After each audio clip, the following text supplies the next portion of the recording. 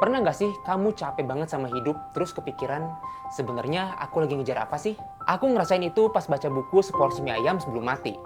Judulnya kelihatan ringan sih, mie ayam doang, tapi justru di situ dalamnya. Buku ini banyak kayak ngingetin kita di saat hidup lagi berat-beratnya, di saat pikiran penuh sama gagal, kehilangan, dan rasa pengen nyerah.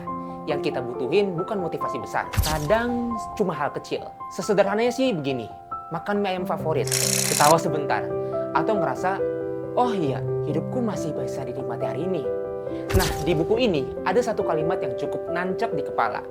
Kalau kamu baca bukunya, kalimat ini di halaman 129 paragraf kelima. Demi menyelamatkan kita dari jalan yang salah, terkadang Tuhan akan mematahkan kita sepatah-patahnya. Dan kalimat itu kayak ngasih pengertian, kalau patah bukan selalu tanda akhir. Kadang justru cara hidup ngarahin kita balik ke jalan yang lebih jujur. Buku ini juga ngajarin kita buat ngelihat hidup dari hal-hal kecil.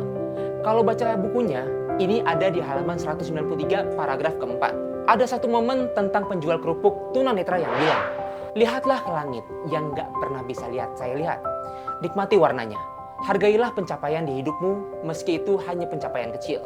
Kalimat itu sederhana banget, tapi bikin kita sadar betapa seringnya kita punya segalanya, tapi lupa menikmati.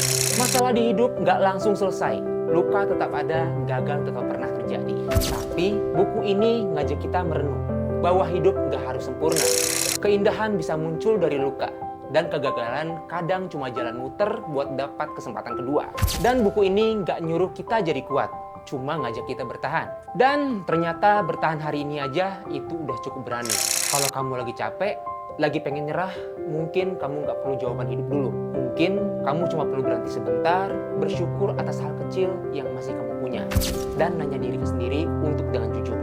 Apa hal kecil yang bisa bikin aku bertahan hari ini? Pelan-pelan aja, hari ini cukup kok.